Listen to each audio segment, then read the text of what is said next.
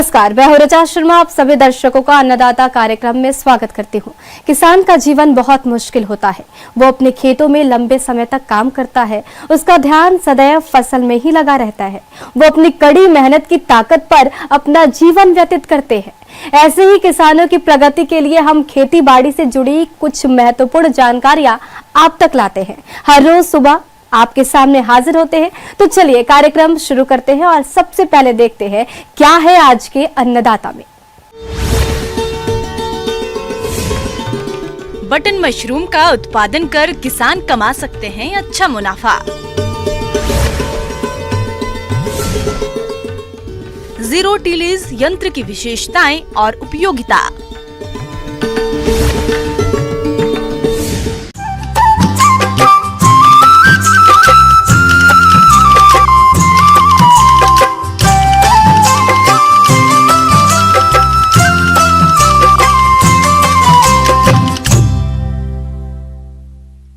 किसान भाइयों, अक्टूबर माह चल रहा है और आने वाले समय में तापमान भी धीरे धीरे कम होने लगेगा। ऐसे में जो किसान बटन मशरूम की खेती करना चाहते हैं, उन्हें अभी से ही इसके लिए कंपोस्ट तैयार करना होगा, क्योंकि बटन मशरूम का उत्पादन कंपोस्ट पर ही निर्भर करता है। इसीलिए कंपोस्ट सही तरीके से तैयार करना पड़ेगा। तो चलिए इसकी खेती के बारे में विस्तार से जानते हैं कृषि विज्ञान केंद्र जिला भागलपुर की कृषि वैज्ञानिक डॉक्टर अनीता कुमारी से।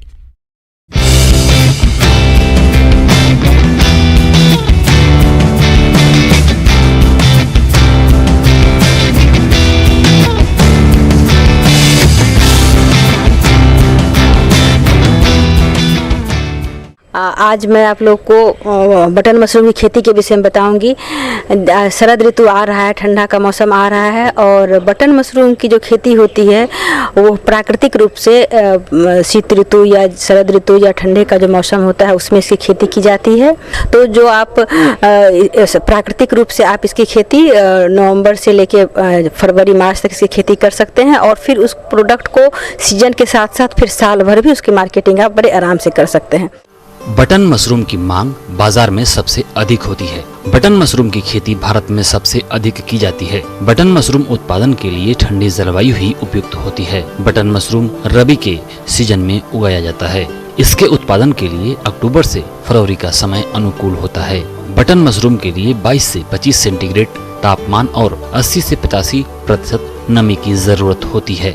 अब हम लोग इस मशरूम का जो उत्पादन करते हैं इसके लिए जो कक्ष चाहिए उस कक्ष में ऐसा होना चाहिए सीधे धूप ना जाए, लेकिन आपको ऐसा व्यवस्था होना चाहिए कि क्रॉस वेंटिलेशन की व्यवस्था हो ताकि उसमें फ्रेश एयर आता जाता रहे। और रात में या उस वक्त आप लोग दरवाज़ा खिड़की खोल सकते हैं ताकि उसमें ताज़ी हवा का संचार हो।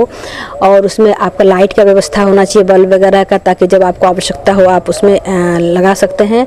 और इसका उत्पादन के लिए या तो आप रैक बना सकते हैं, मचान जैसा उस पर कर सकते हैं, या फिर बैग में कर सकते हैं, या फिर ट्रे में कर सकते हैं, या फिर बॉक्स में इसकी खेती कर सकते हैं। जैसा आपके पास उपलब्धता है उसके अनुसार इसकी खेती आप कर सकते हैं। अब है कि कितना पुआल या कुट्टी लें, तो हम सबसे अच्छा जो कंपोस्ट बनता है उस यदि आप 10 कुंटल लेते हैं तो सबसे बेहतर कंपोस्ट आपका बनता है।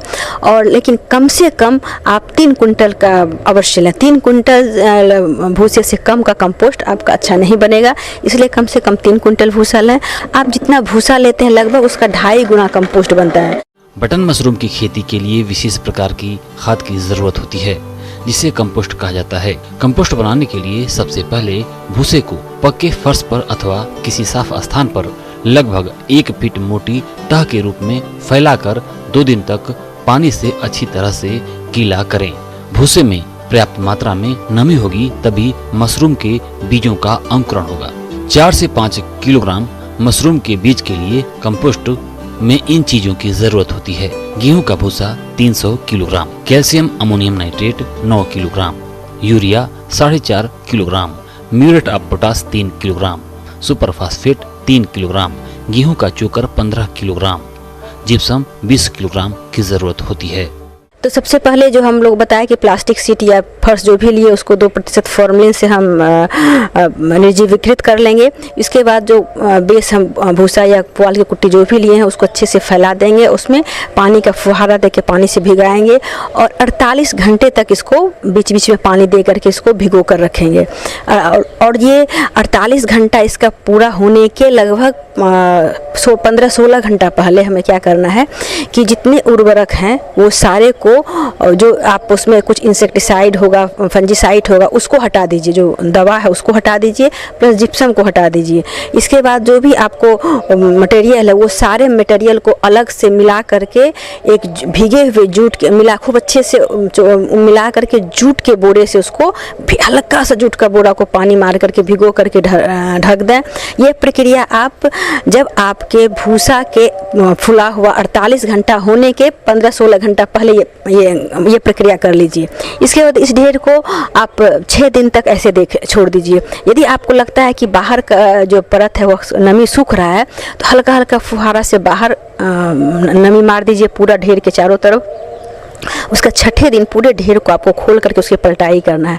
पलटाई वक्त यह ध्यान रखें कि जो पोर्शन पहले अंदर था अगली बार पलटाई में वो बाहर आए। इसके लिए हम लोग क्या करते हैं कि ऊपर का जितना मटेरियल है उसको हम लोग एक अलग ढेर बनाते हैं और अंदर के मटेरियल का अलग, और अगली बार उसका जब अच्छे से हम पलटाई करके उसमें मॉइस्चर चाहिए तो आवश्यक रूप से नमी दे दें।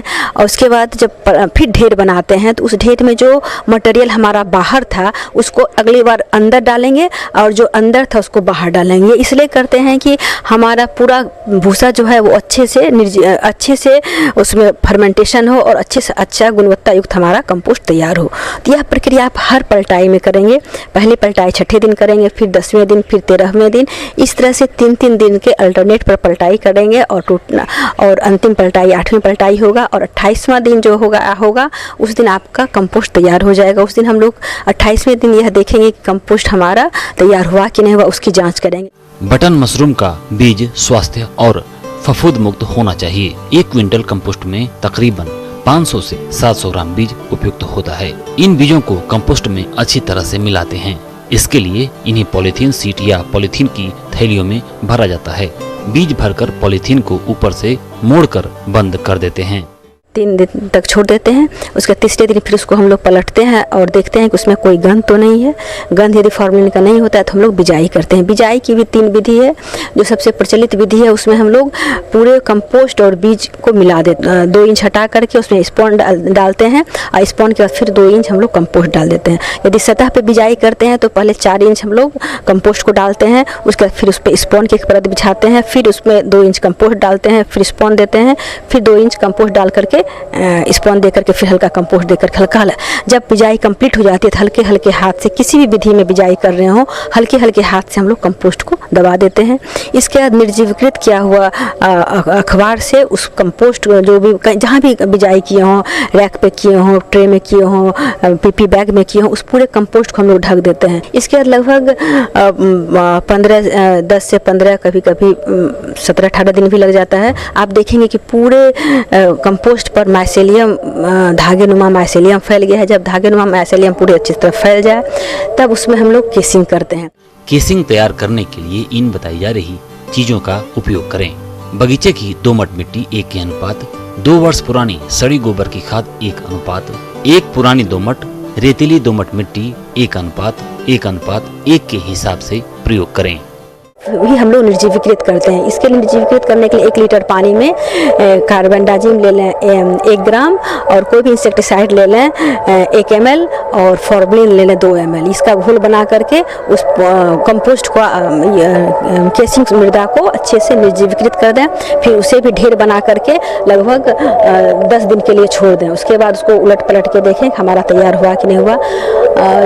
इसके बाद जब आपका केसिंग करना हो तो अखबार को हटाएं। अखबार को हटाने के बाद ऊपर की लगभग 1 इंच जो है कंपोस्ट उसको थोड़ा कुरेद दें, कुरेद करके हाथ से दबा करके हल्का बराबर कर दें और हल्की सी नमी दे दें फुहारे से। उसके बाद आप उसमें 2 से 3 इंच की मृदा आवरण बिछा दें उसमें। इसके बाद फिर आप देखेंगे कि कुछ दिन बाद आपका छोटा छोटा बिल्कुल मोती नुमा सफ़ेद उस पर मशरूम आ रहा है। वो 2 से 3 दिन में मशरूम बड़ा हो जाएगा। उसका टोपी खुलने से पहले उसकी आप तुराई कर लें। लगभग आपका 10 से 12-14 सप्ताह तक मशरूम निकलता है, जिसमें कि आप 5 से 6 बार तुराई कर सकते हैं। किसान भाइयों, अभी तक आपने खेती से जुड़ी हुई कुछ उपयोगी जानकारियां देखी। अब लेते एक छोटा सा ब्रेक, जल्द ही लौटेंगे और कार्यक्रम में आगे भी है खेती बाड़ी से जुड़ी कुछ महत्वपूर्ण जानकारियां, तो बने रहिए हमारे साथ।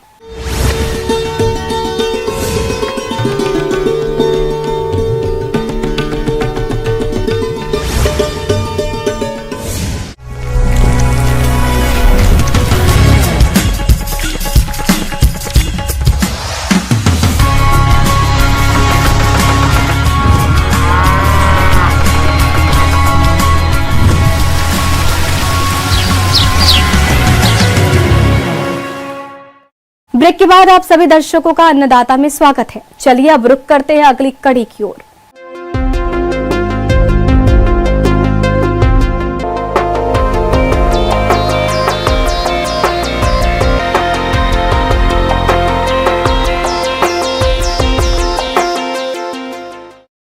हमारे राज्य बिहार और झारखंड में अक्सर किसान धान की फसल लेने के बाद रबी में गेहूं की खेती करते हैं। ऐसे में कई बार गेहूं की बुआई में देरी हो जाती है। साथ ही इसकी खेती के लिए खेत की तैयारी आदि पर भी अधिक खर्च होता है। अगर किसान ऐसी परिस्थितियों में शून्य जुताई यंत्र से गेहूं तथा अन्य फसलों की बुआई करें तो होने वाले नुकसान से बचा जा सकता है।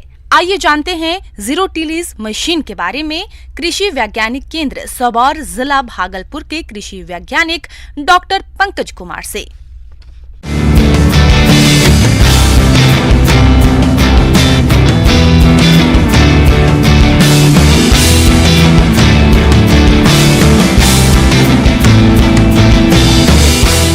इस मशीन के प्रयोग के बाद रख रखाव नहीं करने के चलते ये मशीन ज़्यादातर खराब हो जाती है और वो खराबी 1 से 2 साल के अंदर हो जाती है।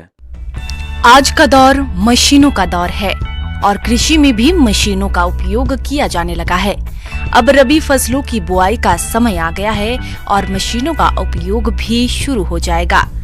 आजकल नई तकनीकी जीरो टिलेज मशीन का प्रयोग अधिक बढ़ गया है। ये एक ऐसा कृषि यंत्र है जो बिना जुताई किए ही कम समय में बुआई करता है। जीरो इसको कहा जाता है seed cum fertiliser drill, zero tillage seed cum fertiliser drill. इसका तात्पर्य यही है, जीरो टिलेज इसको इसलिए बोलते हैं क्योंकि इसका जो ये फाल है इसको कहते हैं उल्टा टी टाइप का, जो कि हम धान कटाई के बाद बहुत ज़्यादा मॉइस्चर में, जैसे 25 से 35% मॉइस्चर में बिना जुताई किए हुए सीधे इससे गेहूं की बुआई आप कर सकते हैं। इसका फ़ायदा यही है कि इसमें लगभग 1 हेक्टेयर में 3500 से 4000 रुपया का बचत और लगभग 20 से 30% पानी का भी बचत। तो इस टाइप से हम गेहूं बुआई कर करके हम कृषि में लगने वाले लागत को यंत्र के माध्यम से कम करेंगे और समय पर कृषि का कार्य करके ज़्यादा उत्पादन लेंगे। किसान भाई, ये इस मशीन में इसको हम कहते हैं ड्राइव व्हील। ड्राइव व्हील अगर हम मशीन को अगर हम उपयोग करके अगर हम लाते हैं घर पे, तो ड्राइव व्हील को एक ईंट के सहारे थोड़ा ज़मीन से ऊंचा उठा के रखना चाहिए, ताकि हम इस मशीन के पास जब भी पहुँचें तो इसको हम 1-2 बार अगर घुमा देते हैं तो इसका मतलब है कि हमारा मशीन पूरा फंक्शन में काम कर रहा है। लगभग 1 महीना में 1 बार भी अगर घुमा देते हैं तो हमारा सारा फंक्शन में काम करता रहेगा। और इधर जो आप दोनों चक्का देख रहे हैं यहाँ, इसको कहते हैं डेप्थ कंट्रोल व्हील। बीज की गहराई हम कैसे मापेंगे, जैसे हम इस स्केल को हम यहाँ रखेंगे, इस स्केल को रखने के बाद हम यहाँ देखेंगे कि ज़मीन से कितना ऊंचाई पर है। तो ज़मीन से ऊंचाई इसको देखने के बाद लगभग 2 से 3 यानी कि 4 से 5 यानी कि जितना भी आप रख सकते हैं, गेहूं में जैसे कि 3 से 4 सेंटीमीटर रखना है, तो ज़मीन से लगभग इसमें 3.5 सेंटीमीटर अगर रखते हैं तो हमारे खेत में 3 से 4 का एवरेज में बुआई करेगा। इसको ऊपर नीचे करने के लिए एक पीछे नट बोल्ट दिया गया है। इस नट बोल्ट के सहारा इस चक्का को, दोनों चक्का को आप ऊपर कर सकते हैं और नीचे कर सकते हैं, जिससे कि आपका गहराई और यहाँ से कम ज़्यादा होता रहेगा। कृषि से जुड़ी हुई कोई भी मशीन हो, वे अधिकतर मेटल से ही बनी होती है और हम सभी जानते हैं कि नमी होने पर इसमें जंग तेजी से लगता है। ऐसे में इसका रख रखाव ठीक से नहीं किया जाएगा तो ये मशीनें ज्यादा दिनों तक आपका साथ नहीं दे पाएंगी। इसीलिए इनका उपयोग करने से पहले और उपयोग के बाद ठीक से मेंटेनेंस करना जरूरी है। अब है चला करके आते हैं तो ये मशीन अगर इसका मेंटेनेंस नहीं आप करते हैं तो ये मशीन समझिए कि 1 साल में ही खराब हो जाएगा। जैसे कि आप जब भी चला के लाते हैं तो खाद और बीज हम इसमें प्रयोग करते हैं, और इसमें अगर खाद छोड़ देते हैं तो इसमें खाद से इसका जो स्लाइड ओरिफिस है वो जाम होने का संभावना ज़्यादा बना हुआ रहता है। इसलिए हम अगर इसको यूज करने के बाद सबसे पहले अगर हम प्रतिदिन यूज करते हैं तो इसको ढक के रखना चाहिए, बाहर में नहीं रखना चाहिए। अगर बाहर में रखते हैं तो एक तिरपाल के सहारा इसको आप जो है ढक के रखें, ताकि इसमें मॉइस्चर से हमारा खाद जो इसमें रखा हुआ है वो पिघले नहीं। अगर पिघलता है तो हमारा जो है मैटरिंग मैकेनिज्म चौक हो जाता है, चौक होने का संभावना रहता है। खेत में प्रयोग कर लिए हैं, प्रयोग करने के बाद सबसे पहले इसको पानी से अच्छी तरह से साफ कर लें। उसके बाद थोड़ा सूखने दें धूप में। सूखने के बाद हम ग्रीस गन से इसमें जहाँ जहाँ पॉइंट है ग्रीस गन का, ग्रीस गन से ग्रीसिंग करेंगे। और कुछ इधर है जैसे मैटरिंग मैकेनिज्म है, इधर हम इधर से इधर हम ज़्यादा करेंगे। अगर यहाँ पर थोड़ा सा जो भी है एक साफ करने के लिए हम जैसे डीजल या पेट्रोल का प्रयोग करेंगे ऑयल कैन के सहारे, ताकि हमारा जो भी गंदगी है, जंग है, जो छूट जाए। और उसके बाद यहाँ पर थोड़ा सा मोबिल दे देंगे, क्योंकि ये एल्युमिनियम का होने के चलते इसमें जाम होने का संभावना बना रहता है। कोई भी तेल से हम जैसे कि हो पेट्रोल है या फिर डीजल है, उसमें ऑयल कैन में लेकर के हम सबसे पहले उस स्लाइड पर देंगे, और उसके बाद देने के बाद उसमें जो भी जंग लगा हुआ होगा वो छूट जाएगा। और हम फिर ऑयल कैन से जो है ऑयल हम वहाँ पर हम डाल देंगे, ताकि हमारा जो ये फर्टिलाइज़र का जो ओपनिंग पोजीशन है हमारा, वो हमारा चलता रहे इधर से उधर। तो इस ढंग से अगर आप करके रखते हैं और हमारे ये जो ड्राइव व्हील है इसको आप उठा करके रखते हैं और सभी जगह ग्रीसिंग करते हैं, तो आपका मशीन अगले साल के लिए चलने के लिए तैयार है। इसी प्रकार अगर मशीन का आप मेंटेनेंस अगर करते हैं तो ख़राब होने का संभावना बहुत ही कम हो जाता है। आगे और भी है खेती बाड़ी से जुड़ी बहुत सी रोचक जानकारियां, पर यहाँ पर रुकेंगे एक और ब्रेक के लिए। जल्द हाजिर होते हैं।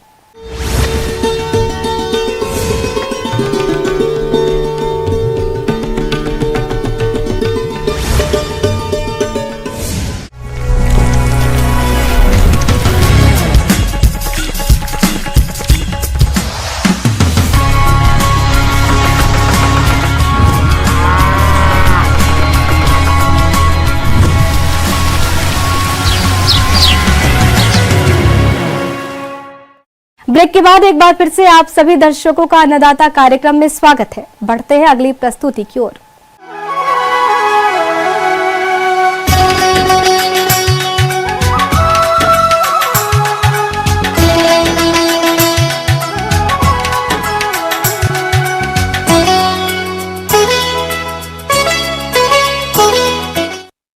प्रदेश के जिन किसानों ने अगस्त और सितंबर माह में प्याज की रोपाई की थी, उनकी फसल में कुछ खास प्रबंधनों जैसे पोषक तत्वों का प्रयोग, खरपतवार का नियंत्रण और पौध सुरक्षा उपायों को अपनाने की जरूरत है।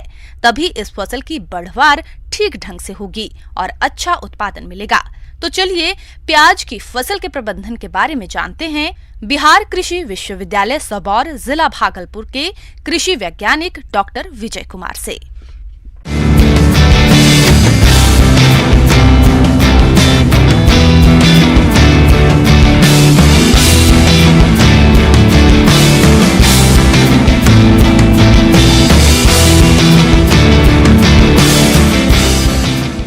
भाई प्याज लगा चुके हैं। अभी जो हम लोग प्याज क्योंकि बरसात का समय है तो इसमें घास बहुत परेशान करता है, तो 20-25 दिन के बाद जो है आप फिर एक निकाई गुड़ाई करें, और निकाई गुड़ाई करने के बाद यूरिया जो 130 किलो बचा हुआ है उसको 2 किस्त में डालें। निकाई गुड़ाई के बाद डाल के उसमें छींट देना है।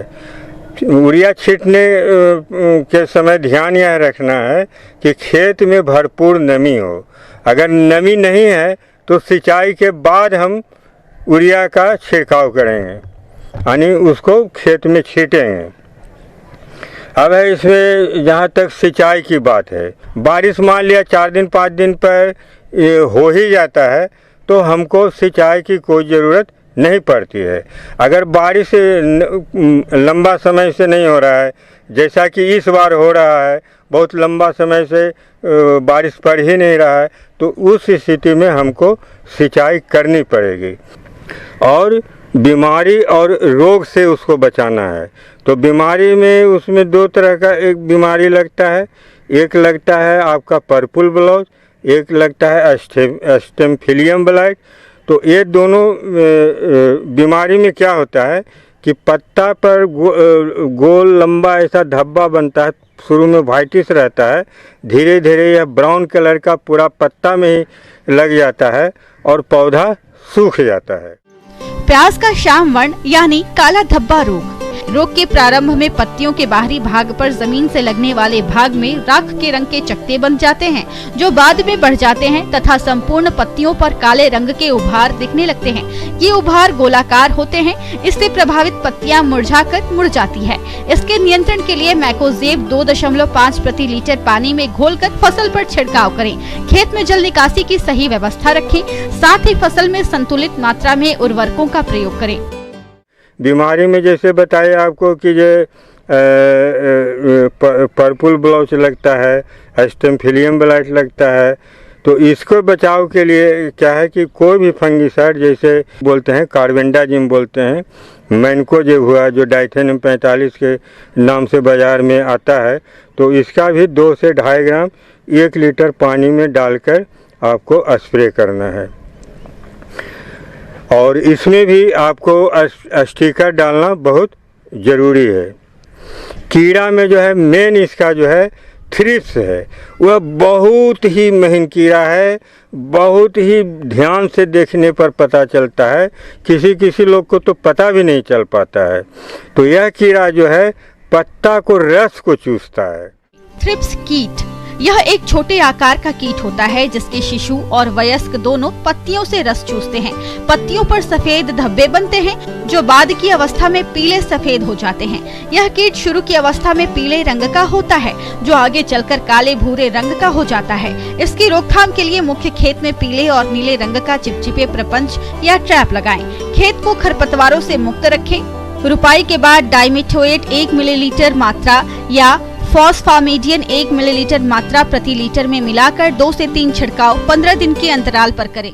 ऐसा करने से क्या होगा कि पत्तियों पर दवा ज़्यादा टिकेगा, जिससे हमको वांछित फायदा मिलेगा।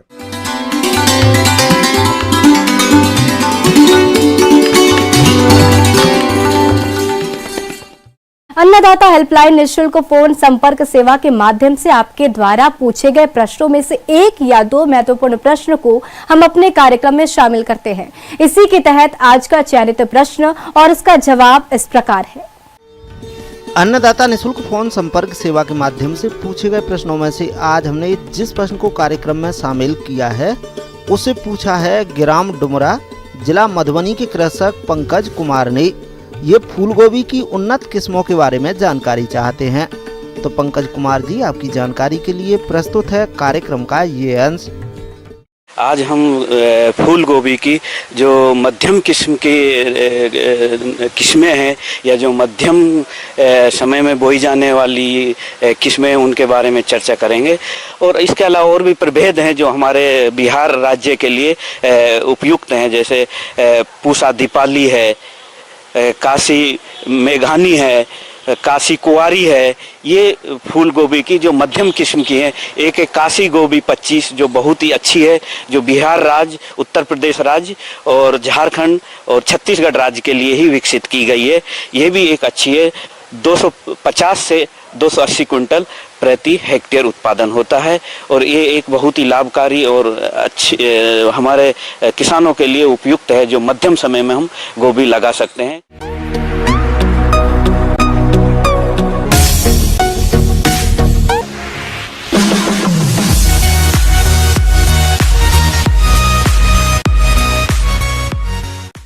आइए अब एक नजर डालते हैं राज्य के कुछ चुनी हुई मंडियों के प्रमुख फसलों के बाजार भाव पर।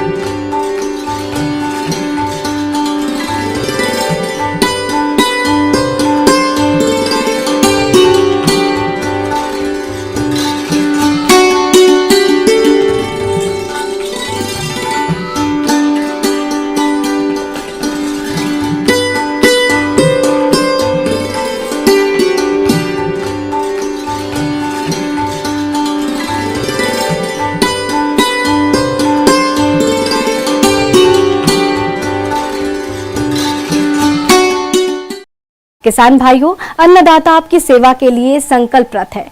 कृषि संबंधित समस्या और सुझावों के लिए आप हमें इस पते पर संपर्क भी कर सकते हैं। प्रोड्यूसर अन्नदाता, news 18 Bihar Jharkhand, Ramoji film city Hyderabad 501512।